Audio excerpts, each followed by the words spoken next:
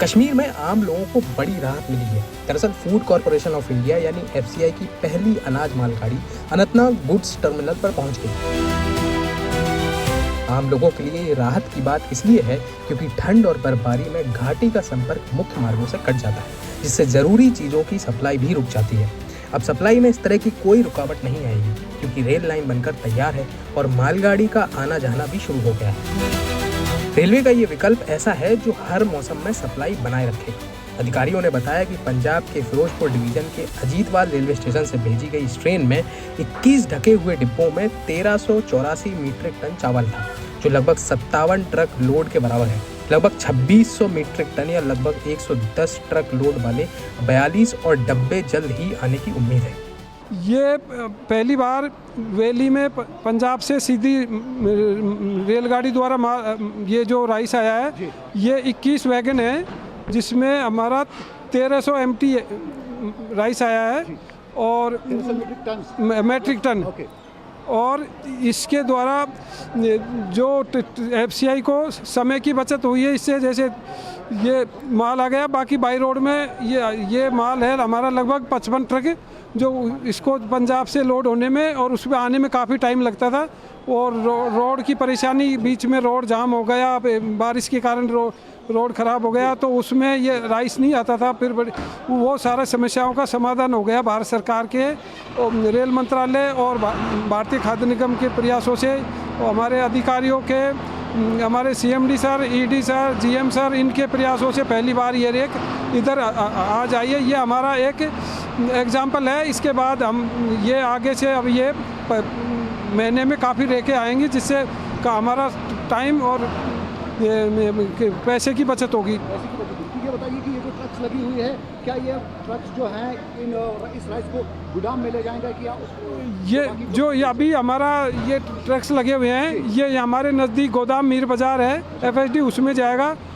और एक अनंतनाग है, उसमें जाएगा।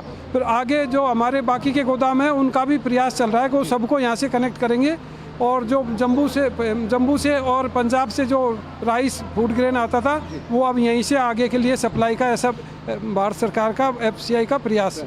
यानी कि आज खुशी की बात है अनंतनाग के लोगों के लिए, कश्मीर वैली के लिए ये खुशी की बात इसलिए है क्योंकि अब से आगे जैसे यहाँ पे हमारे लेबर काफ़ी लगभग 100 से 150 तक की लेबर रहेगी तो जनता को रोज़गार मिलेगा। यहाँ के लोकल को जो यहाँ ठहरेंगे, हमारे अधिकारी आएंगे वो यहाँ ठहरेंगे तो ये ट्रक वाले रहेंगे तो इनको भी ट्रक वालों को इनको रोज़गार मिलेगा, लोकल ट्रक वालों को।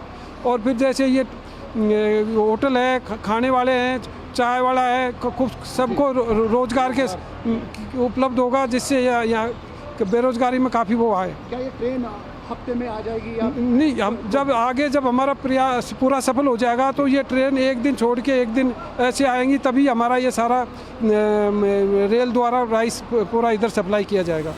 कश्मीर पूरी तरह से श्रीनगर जम्मू नेशनल हाईवे पर निर्भर है, जो देश के बाकी हिस्सों से जुड़ने वाला एकमात्र हर मौसम में खुला रहने वाला सड़क मार्ग है। सर्दियों के साथ साथ बारिश के मौसम में भी भारी बर्फबारी, हिमस्खलन, भूस्खलन और पत्थर गिरने से हाईवे अक्सर कई दिनों तक बंद रहता है, जिससे यहाँ अनाज, ईंधन और दवाइयों की सप्लाई में देरी होती है। पहले लंबे समय तक बंद रहने के कारण अधिकारियों को सीमित और महंगी हवाई सप्लाई पर निर्भर रहना पड़ता था। ये तो अच्छी बात है आज ये ट्रेन यहाँ आई, मगर सरकार को हमारे लिए सोचना है कि आम लोगों के लिए ठीक है लेकिन ट्रांसपोर्टर बहुत लास्ट में पीछे से ही आए, अब ज़्यादा होगा इससे। अब सरकार को हमारे बारे में सोचना होगा क्योंकि हमारे को 40-50 हज़ार महीने का किस्त भरना पड़ता है। हमारे बारे में सोचना है सरकार को, इसमें थोड़ा कुछ किराया अच्छा रखे तो हम भी खुश है। अभी आप यहाँ पे लोड कर रहे हैं? अभी तो हमने आज पहला चक्कर भरा है, ये खुशी की भी बात हमारे लिए भी है, मगर ट्रांसपोर्टर दिन ब दिन खत्म हो रहा है, इसलिए सरकार को कुछ सोचना होगा हमारे बारे कि किराया बढ़ाना चाहिए, कुछ होना चाहिए और क्या। अच्छा, बाकी जनाब अगर हम पिछले वर्षों की बात करें तो उसमें ट्रक्स जो हैं बहुत सारी जगहों पे फंसा करती थी और जिससे यहाँ पे राशन की दिक्कत होती थी। आपको लगता है कि इस ट्रेन से जो है बहुत ही सहूलियत हो जाएगी?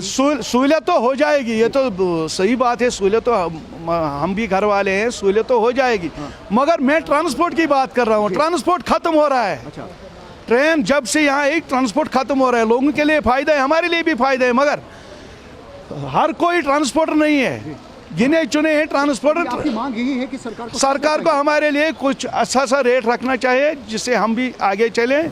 अधिकारियों ने कहा कि रेल आधारित परिवहन से हाईवे पर दबाव कम होगा और पब्लिक डिस्ट्रीब्यूशन सिस्टम के तहत बिना किसी रुकावट के सप्लाई बनाए रखने में मदद मिलेगी। अगर ये वीडियो आपको पसंद आया है तो इसे लाइक ज़रूर करें। अगर चैनल अभी तक सब्सक्राइब नहीं किया है तो कर लें और नोटिफिकेशन पाने के लिए बेल आइकन भी दबा दें।